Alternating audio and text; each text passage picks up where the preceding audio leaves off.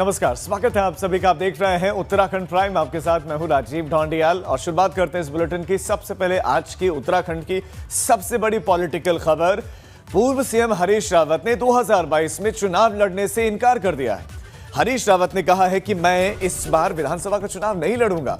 हरीश रावत ने कहा कि मैं खुद चुनाव लड़ने के बजाय दूसरों को चुनाव लड़वाऊंगा। साथ ही हरीश रावत ने यह भी कहा कि आला कमान का जो भी आदेश होगा मैं उसका पालन करूंगा। हरीश रावत लगातार मांग कर रहे हैं कि कांग्रेस को सीएम का चेहरा घोषित कर देना चाहिए, मगर कांग्रेस के दूसरे नेताओं का कहना है कि कांग्रेस में ऐसा कल्चर नहीं है। ऐसा कल्चर नहीं है। कांग्रेस के दूसरे नेता ऐसा कह रहे हैं, जिसमें नेता प्रतिपक्ष इंदिरा हृदयेश भी शामिल है। और अब हरीश रावत ने बहुत बड़ा ऐलान किया है। हरीश रावत के बहुत बड़ा बयान है जिसमें वो कहते हैं कि मैं दूसरों को चुनाव लड़वाऊंगा, खुद चुनाव नहीं लड़ूंगा, 2022 का चुनाव नहीं लड़ूंगा, लेकिन आलाकमान जो आदेश देगा उस आदेश का मैं पालन करूंगा। हालांकि इस बीच में आपको बता दें कि बीजेपी प्रदेश अध्यक्ष बंशीधर भगत ने कहा कि सिर्फ सुर्खियों में रहने के लिए हरीश रावत ये बयान दे रहे हैं। उत्तराखंड कांग्रेस में इन दिनों गुटबाजी हो रही है और ये गुटबाजी इस कदर बढ़ गई है कि कांग्रेस दो खेमों में बटी है और ऐसे में दो खेमों के कार्यकर्ता आपस में उलझ रहे हैं। सोशल मीडिया पर एक वीडियो वायरल हो रहा है जिसमें कुछ लोग आपस में कहासुनी करते नजर आ रहे हैं। बताया जा रहा है कि ये सभी कांग्रेसी कार्यकर्ता हैं और ये तस्वीर है पौड़ी की। बताया जा रहा है तस्वीरें पौड़ी की है। पौड़ी में कांग्रेस की तरफ से कार्यक्रम रखा गया था जिसमें हरीश रावत के समर्थक नारे लगाने लगे, जिसे लेकर कांग्रेस के ही दूसरे खेमे से जुड़े हुए कार्यकर्ताओं ने विरोध जताना शुरू कर दिया। और उसकी तस्वीरें नजर आप देखिए और नारेबाजी को आप सुनिए, फिर इस पर बात भी होगी।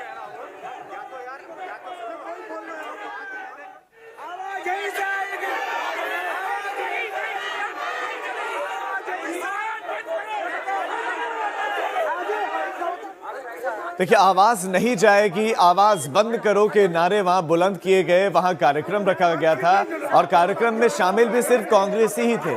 लेकिन उत्तराखंड में कांग्रेस की मौजूदा स्थिति को दर्शाती ये तस्वीरें हैं कि कैसे खेमेबाजी वहां पर हावी है, गुटबाजी वहां पर हावी है। एक खेमा दूसरे खेमे पर हावी होने का पूरा प्रयास कर रहा है। ऐसे में पौड़ी में जब एक खेमा मंच पर था तो दूसरे खेमे ने विरोध शुरू कर दिया। दो तस्वीरें अब आपको दिखाते हैं। एक तरफ हरीश रावत ने चुनाव न लड़ने का ऐलान किया तो दूसरी तरफ कांग्रेस के समर्थक आपस में भिड़ते नजर आ रहे हैं। दोनों खबरें हमने आपको बताई। एक तरफ हरीश रावत का बहुत बड़ा ऐलान कि नहीं लड़ूंगा चुनाव, हालांकि उनके दूसरे जो कार्यक्रम हैं वो लगातार जारी रहेंगे। और मथुरा दत्त जोशी कांग्रेस प्रवक्ता भी एबीपी गंगा के साथ जुड़े और उनका कहना है कि हरीश रावत चुनाव लड़ेंगे। अब एक तस्वीर ये भी है कि उत्तराखंड में जो गुटबाजी है वो कितनी हावी है। आप कांग्रेसी कार्यकर्ताओं को आपस में भिड़ते देख सकते हैं। और मसला भी बहुत बड़ा नहीं, मसला ये है कि हमें मंच पर जगह मिले, हमारी बात सुनी जाए, यानी इस खेमे की बात सुनी जाए।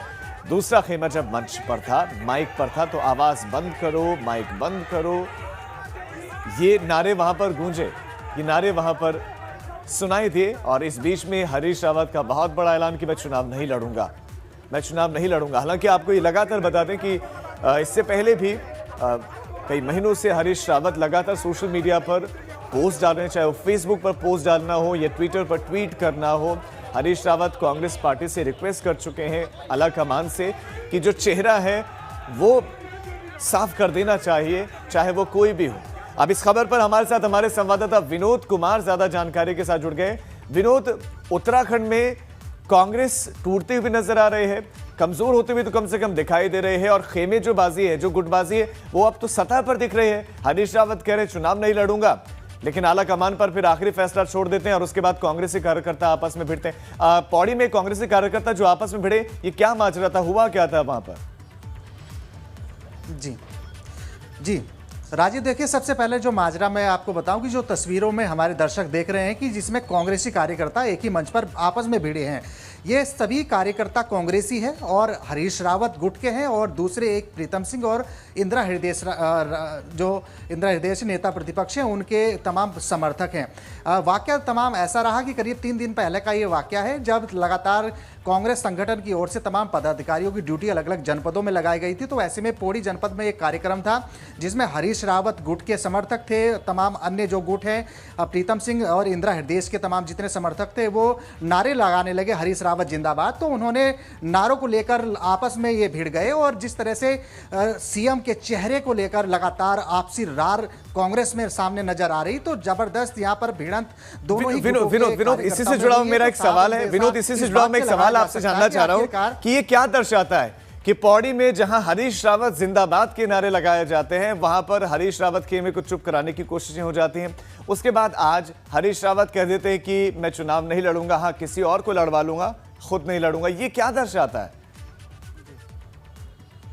जी राजीव, देखिए थोड़ा सा मैं आपको ये भी बताऊं कि करीब ऐसे लंबा समय हो गया है उत्तराखंड की कांग्रेस की राजनीति में जब लगातार दो गुटों में बटी हुई कांग्रेस नजर आ रही है। एक तरफ हरीश रावत जो पूर्व मुख्यमंत्री खेमा है और दूसरी तरफ प्रीतम सिंह जो प्रदेश अध्यक्ष हैं और नेता प्रतिपक्ष हैं इंदिरा हृदय। तमाम दो गुटों में खेमा लगातार अलग अलग खेमों में नजर आ रही है कांग्रेस। लेकिन अब हरीश रावत लगातार लंबे समय से यानी पिछले समय से ये मांग कर रहे हैं कि आखिरकार 2022 का सेनापति कौन होगा, उसको सामने लाया जाए, उसका नाम उजागर किया जाए ताकि कार्यकर्ताओं में विनोद, अब इस पूरे घटनाक्रम को किस तरह से देखा जाए, किस तरह से इसको देखा जाए कि हरीश रावत कमजोर हो गए हैं या हरीश रावत अपनी ताकत दिखाना चाहते हैं कि हरीश रावत कौन है? किस तरह मजबूती के तौर पर क्या इसको देखा जा रहा है या कमजोरी के तौर पर? जी जी जी राजीव, देखिए हरीश रावत ने 2022 में विधानसभा चुनाव न लड़ने का ऐलान किया है। हालांकि इसके जरूर सियासी मायने हो सकते हैं। हरीश रावत ने इशारों में ये भी बात कही है कि जो आला कमान का आदेश होगा उसको जरूर उसका पालन किया जाएगा। लेकिन राजनीति के गलियारों में इसके सियासी मायने और निकाले जा सकते हैं। और इससे पहले लगातार सीएम के चेहरे को लेकर हरीश रावत अपने जो सहयोगी नेता हैं, अलग अलग गुटों के जो बड़े दिग्गज नेता हैं, उन पर जमकर बरस रहे थे। तीखी टिप्पणी उनकी चल रही थी, आखिरकार सेनापति कौन हो। ऐसे में अब हरीश रावत ने अब 2022 में इलेक्शन नहीं लड़ने का ऐलान किया गया है। हालांकि उन्होंने ये भी साफ तौर पर कह दिया है कि जो आला कमान का आदेश होगा वो उसका भी पालन किया जाएगा। हालांकि मैं राजीव ये भी बता दूं कि जो पूर्व के विधानसभा चुनाव हुए थे, हरीश रावत को जमकर मात मिली थी। बहुत शुक्रिया। तो हरीश रावत का ये बयान और इसके मायने भी निकाले जा रहे हैं। इस बीच मुख्यमंत्री त्रिवेंद्र सिंह रावत अपने जिला प्रवास भ्रमण कार्यक्रम के तहत चमोली और रुद्रप्रयाग के दौरे पर हैं। मुख्यमंत्री ने इस दौरान चमोली के दुर्मीताल क्षेत्र का वो दौरा करेंगे और इस दौरान वो अधिकारियों के साथ विकास कामों पर चर्चा करेंगे, साथ ही उनकी प्रगति रिपोर्ट भी लेंगे। गुरुवार को मुख्यमंत्री रुद्रप्रयाग के दौरे पर रहेंगे जहां पर वो विकास योजनाओं को लेकर अधिकारियों के साथ बैठक करेंगे। तो सबसे पहले चमोली पहुंचे मुख्यमंत्री त्रिवेंद्र सिंह रावत। यहां पर उनके कार्यक्रम है, समीक्षा भी उनको करनी है, कुछ सौगात भी आज चमोली वासियों को मिलने वाले हैं। देखिए सभी से फूल लेते हुए, पुष्पगुच्छ लेते हुए उनका स्वागत कुछ यूं हुआ है जब वो चमोली में पहुंचे गोपेश्वर में और उनके कार्यक्रम। उसके बाद रुद्रप्रयाग चले जाएंगे। रुद्रप्रयाग में ही मुख्यमंत्री का रात्रि प्रवास है और उसके बाद कल रुद्रप्रयाग में कुछ कार्यक्रम मुख्यमंत्री के हैं। उसी के तहत हमने दुर्मी ताल को पुनर्जीवित करने के लिए आदेशित किया है। तो मैं स्वयं वहाँ पर पहले सीधा यहाँ से उसी ताल पर जाऊँगा मैं, और वहाँ पर भविष्य में एक डेस्टिनेशन हमारा बने, वो टूरिस्ट के लिए एक आकर्षण का केंद्र बने, उस पर उसन से प्लानिंग कर रहे हैं। वहाँ पर फिर टूरिस्ट जाएं और वो तालाब फिर से पुनर्जीवित हो, उसके लिए काम करेंगे। उसके अलावा जिले की समीक्षा बैठकें होंगी, वहाँ पर विकास की जो योजना है उन पर काम किस ढंग से हो रहा है, जिला योजना है, राज्य योजना है, और जनता से भी मैं मिलूँगा। देखिए अभी लगभग हमको 1 लाख और वैक्सीन मिली है और लगातार मिलती। तो कोविड-19 वैक्सीन को लेकर मुख्यमंत्री ने कहा कि प्रदेश को 1 लाख वैक्सीन और मिल चुकी है, जिसके बाद दूसरे चरण की शुरुआत होने जा रही है। सीएम का कहना है कि स्वास्थ्य कर्मियों के बाद फ्रंटलाइन वॉरियर्स को ये टीका लगाया जाएगा। देखिए अभी लगभग हमको 1 लाख और वैक्सीन मिली है और लगातार मिलती जा रही हैं। तो अब सेकंड जो हमारा दौर चलेगा उसमें जो हमारे फ्रंट वॉरियर्स हैं उनको उसमें टीकाकरण होगा। उत्तराखंड में 8 फरवरी से सरकारी और गैर सरकारी जूनियर स्कूल खुलने जा रहे हैं। पौड़ी में प्रशासन स्कूलों को खोलने की तैयारी कर रहा है। गढ़वाल मंडल का जिम्मा संभाल रहे अपर निदेशक माध्यमिक शिक्षा महावीर सिंह बिष्ट ने इसके लिए निर्देश जारी कर दिए। कोविड की गाइडलाइंस के हिसाब से स्कूल खोले जाएंगे। स्कूल खोलने से पहले कक्षाओं को सैनिटाइज किया जाएगा, साथ ही thermal screening, hand sanitization, mask पहनना, ये सब जरूरी है और छात्रों को तभी एंट्री मिलेगी जब मास्क पहने हुए होंगे और इस प्रक्रिया से होकर गुजरेंगे। ऐसे और 12 तक के सभी स्कूल 8 तारीख से खोल दिए जाएंगे। अभी तो वर्तमान में केवल बोर्ड की कक्षाएं संचालित हो रही थी, कक्षा 10 और कक्षा 12 की, और अब 6 से 12 तक का पूरा निर्णय लिया जा चुका है, जिसका कि शासनादेश जारी होना अभी बाकी है। इसमें ये भी निर्णय लिया गया है कि शिक्षा विभाग स्वयं SOP तैयार करेगा और SOP तैयार करते समय इस बात का तो ध्यान रखा ही जाएगा, क्योंकि अभी जब तक वैक्सीनेशन सबका नहीं हो जाता है तब तक सोशल डिस्टेंसिंग का भी ध्यान रखना पड़ेगा। चलिए अब नजर डालते हैं कुंभ की खबरों पर।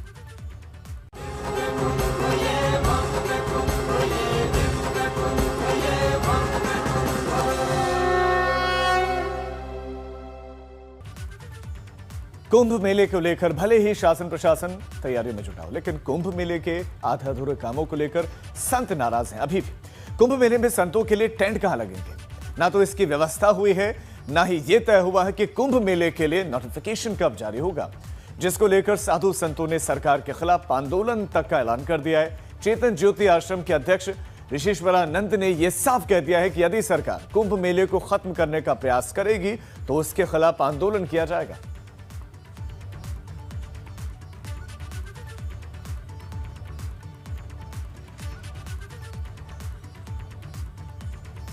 हरिद्वार महाकुंभ के नोटिफिकेशन को लेकर एक बार फिर से गंगा सभा के अध्यक्ष प्रदीप झा ने सरकार की मंशा पर सवाल खड़े किए। प्रदीप झा का साफ कहना है कि सरकार महाकुंभ को लेकर नोटिफिकेशन भले ही जारी ना करे, लेकिन 14 जनवरी से महाकुंभ की शुरुआत हो चुकी है। आपको बता दें, महाकुंभ का नोटिफिकेशन 27 फरवरी से होने की संभावना थी, लेकिन कोरोना की वजह से अब इसे आगे टाला जा सकता है। अब इसको लेकर संतों और गंगा सभा के सदस्यों में भी आक्रोश है।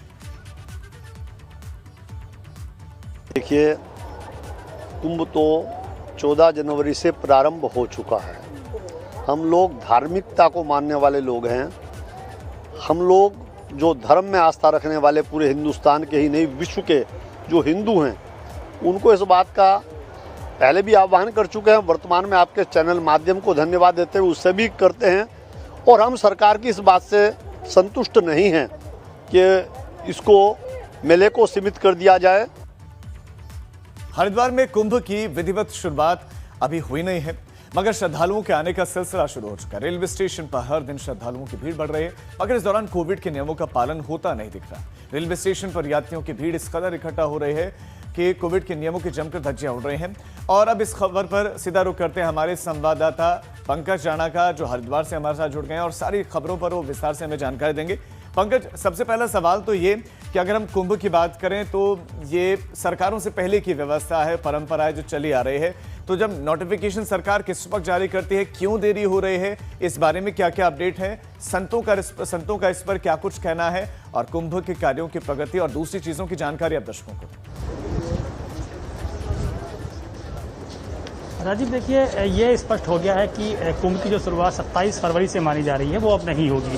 उसको लेकर साधु संतों में नाराजगी तो है ही, उसके अलावा सरकार इसको लेकर आगे निर्णय लेगी, क्योंकि कल जो कैबिनेट की बैठक हुई है उसमें मुख्यमंत्री को अधिकृत कर दिया गया है कि कुंभ को लेकर जो अंतिम निर्णय होगा वो मुख्यमंत्री लेंगे। हालांकि वो साधु संतों से बात करेंगे, लेकिन साधु संतों में इस बात को लेकर नाराजगी शुरू हो गई है कि कुंभ का नोटिफिकेशन 27 फरवरी से नहीं होगा, क्योंकि 11 मार्च को बड़ा शाही स्नान होगा और वो भी माना जा रहा है कि वो जो शाही स्नान होगा वो भी कुंभ के दायरे से बाहर रखा जाएगा।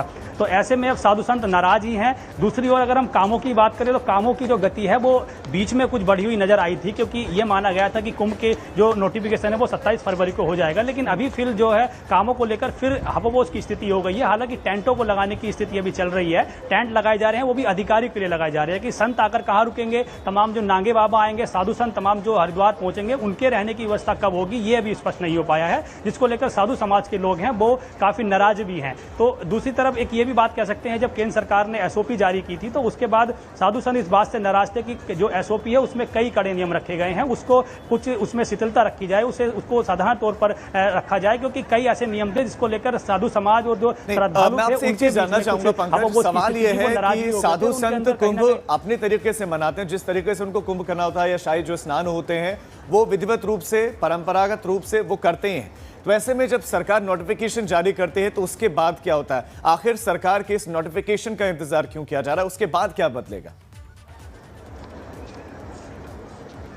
देखिए, क्योंकि सरकार की एक व्यवस्था है, सरकार व्यवस्था करती है कुंभ को लेकर कि किस तरह की तैयारियां होंगी, कहां साधु समाज रुकेंगे, कैसे साधु समाज को रहने की व्यवस्था की जाएगी, अस्थायी तौर पर शौचालय का निर्माण होगा, कहां से साधु समाजों की एंट्री होगी, क्योंकि जब शाही स्नान होते हैं तो शाही स्नान के दिन भारी संख्या में श्रद्धालु आते हैं। ऐसे में वीवीआईपी लोग हों या जो साधु संत के जो लोग समाज के लोग हैं जिनकी धुन ध्वजा निकाली जाती है, अखाड़ों में जो तमाम साधु संत होते हैं उनको अलग से ब्रह्मकुंड पर स्नान की व्यवस्था की जाती है, उनके लिए व्यवस्था की जाती है। उसके साथ साथ ही क्योंकि ये एक पहले से ही रीति रिवाज चला आ रहा है कि सरकार जब नोटिफिकेशन जारी करती है उसके बाद ही कुंभ की शुरुआत मानी जाती है, लेकिन साधु संत ये बात कह चुके हैं कि 14 जनवरी से कुंभ की शुरुआत हो चुकी है, क्योंकि कोरोना की वजह से कुछ लोगों का आने का सिलसिला अभी बहुत ज्यादा संख्या में नहीं हुआ है। लेकिन जब सरकार नोटिफिकेशन जारी कर देगी, सरकार तब ये कह देगी कि भाई अब कुंभ की शुरुआत हो गई है, तो साधु समाज का आना हरिद्वार में शुरू हो जाएगा और तमाम जो उनकी परंपराएं हैं, चाहे हम अखाड़ों की धर्म ध्वजा की बात करें या उनके नगर प्रवेश की बात करें या उसके अलावा शाही स्नान के दौरान तमाम चीजें होती है, उनकी व्यवस्था शुरू हो जाती है। आप हमारे साथ बने रहे, मैं आगे आपके पास लौट रहा हूं। तो संत नाराज है, नोटिफिकेशन जारी नहीं हुआ है, काम अधूरे पड़े हैं। हरिद्वार में कुंभ की विधिवत शुरुआत तो अभी नहीं हुई है, मगर श्रद्धालुओं के आने का सिलसिला शुरू हो चुका है। रेलवे स्टेशन पर हर दिन श्रद्धालुओं की भीड़ उमड़ रही है। इस दौरान कोविड नियमों का पालन भी होता नहीं दिख रहा है। रेलवे स्टेशन पर यात्रियों की इस कदर भीड़ है कि नियमों का पालन करवा पाना भी बड़ा मुश्किल है। एक तरफ मेला प्रशासन और सरकार कह रहे हैं कि कुंभ के दौरान केंद्र सरकार के कुंभ को लेकर जारी हुए गाइडलाइंस का पालन होगा। दूसरी तरफ तस्वीर कैसी है वो आप देख रहे हैं, तस्वीर जो हम आपको दिखा रहे थे इससे पहले। ऐसे में सवाल यही है, बड़ा सवाल ये है कि व्यवस्थाएं अभी भी ऐसी है तो कुंभ के दौरान हालात कैसे होंगे, काबू कैसे होंगे? पंकज हमारे साथ बने हुए। पंकज, एक तस्वीर तो ये है जो हम दर्शकों को दिखा रहे हैं कि कुंभ से पहले जब तो कोई पहुंचा ही नहीं है, अभी कम लोग पहुंचे तो ये आलम है कि कोविड के नियमों का पालन नहीं हो रहा है। जब यहां लाखों करोड़ों की संख्या हो जाएगी तो आलम क्या होगा, हम अंदाजा लगा सकते हैं। बिल्कुल राजीव, देखिए एबीपी गंगा के दर्शक देख रहे हैं एबीपी गंगा पर किस तरह से जो माहौल है रेलवे स्टेशन में बना हुआ है। अभी ये क्योंकि सिर्फ अभी श्रद्धालु जो साधारण तौर पर स्नान के लिए आते हैं या अलग अलग व्यवस्थाओं के लिए हरिद्वार आते हैं उसका माहौल रेलवे स्टेशन पे है। जब कुंभ की शुरुआत हो जाएगी तो लाखों की संख्या में श्रद्धालु आएंगे और तमाम जो व्यवस्थाएं हैं वो आधी अधूरी वहां नजर आएंगी। अभी क्योंकि अभी जो श्रद्धालु आ रहे हैं उनका जो माध्यम है वो बस और ट्रेन के माध्यम से ही आ रहे हैं। कुछ ट्रेनों का संचालन शुरू हो गया है और जो ट्रेनें हैं वो अभी पूरी तौर पर शुरू नहीं हुई हैं। जब कुंभ का दौर होगा तो उस वक्त ट्रेनों का संचालन भी किया जाएगा। लेकिन एक बड़ी खबरों में दर्शकों को बता दूं कि मुख्य सचिव ओम प्रकाश ने एक पत्र रेलवे चेयरमैन को भेजा है। उसमें यह कहा है कि जब शाही स्नान होंगे, जो भी बड़े स्नान होंगे, उसके दौरान ट्रेनों का संचालन हरिद्वार में नहीं किया जाए, ऐसी व्यवस्था करने की बात कही जा रही है। तो यह माना जा रहा है कि शाही स्नान के दिन जो ट्रेनों का संचालन होगा। जानकारी के लिए बहुत शुक्रिया। तो बताया जा रहा है कि मुख्य सचिव ने भी एक पत्र लिखा है और पत्र लिखते हुए उनको भी कई निर्देश दिए गए हैं रेलवे के अधिकारियों को।